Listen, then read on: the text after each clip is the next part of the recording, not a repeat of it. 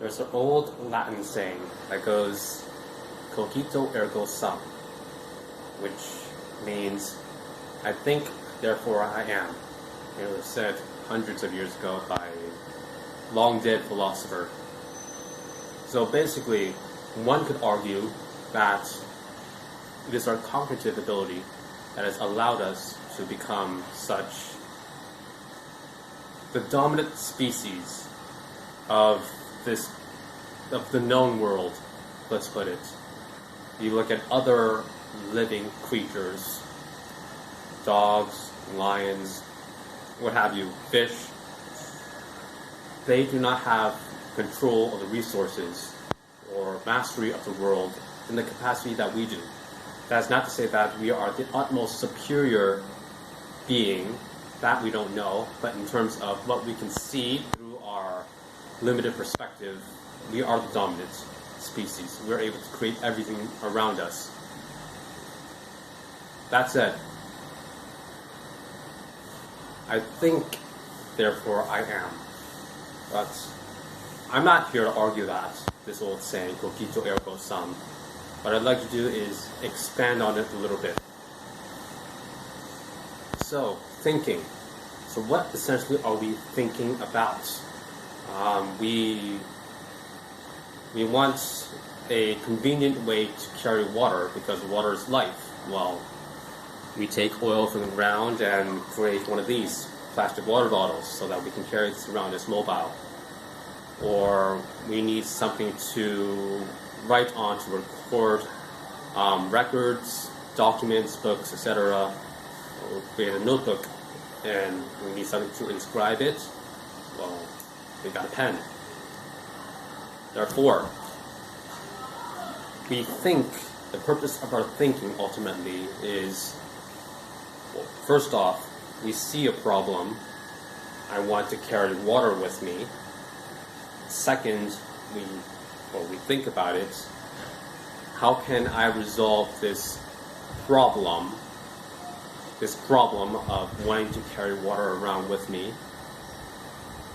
3, we create the idea.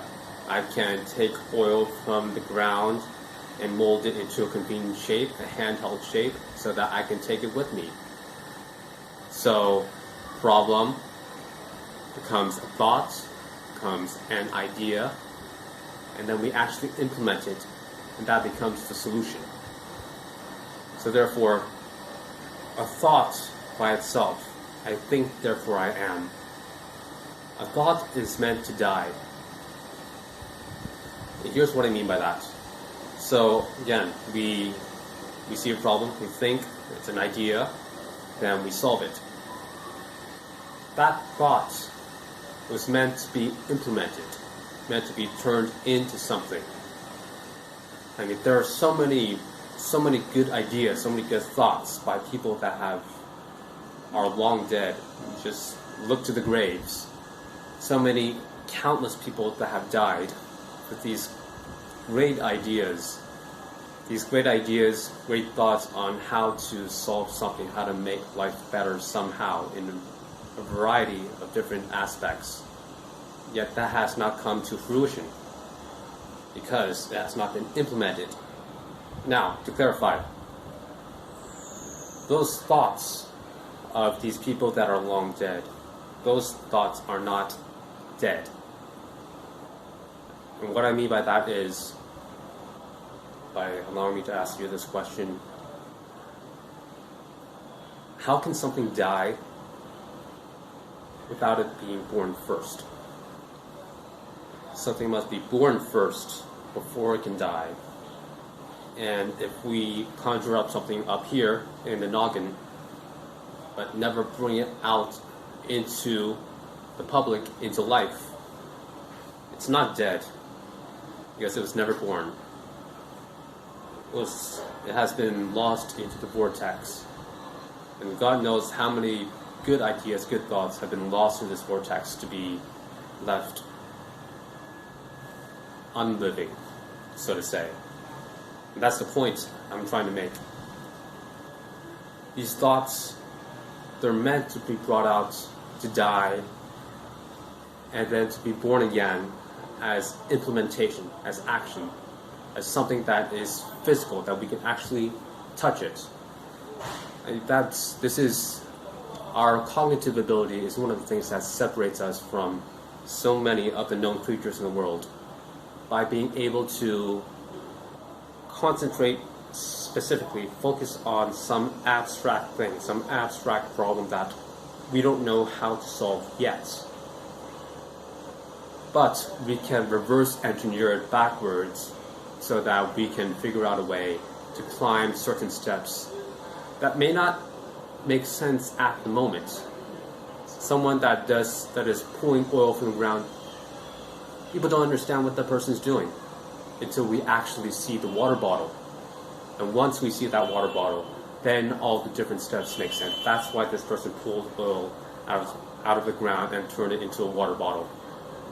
At least I think that's how a water bottle is made. I'm not quite sure about how it's made in the factory, but I think you get the point. We need to act.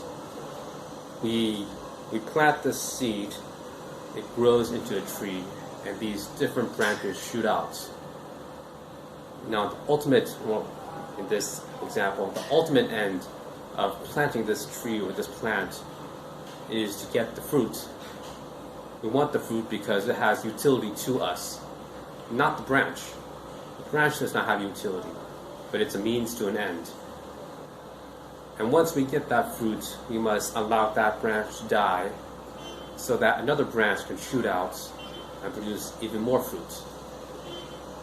And this has been done countless repetitions, hundreds, thousands, tens of thousands, etc. That has brought us to this day. We are the inheritors of all these predecessors, our ancestors that have created all these different things, and we have been building on all these different things up until this point, which separates us from a lion that is born a cub, grows up, learns how to hunt from his father or mother, eats, reproduces, dies, and so on. Passing on this knowledge, allowing branches to shoot up, produce fruit, die, and another branch shoot up, that has distinguished us from so many of these known creatures in the world.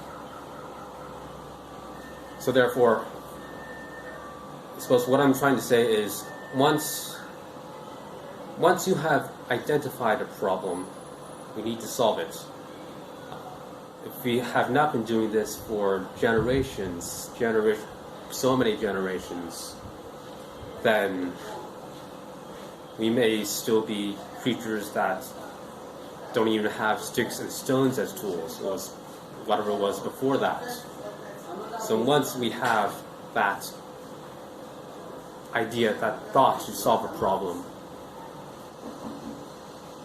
we must solve it and allow that idea to die.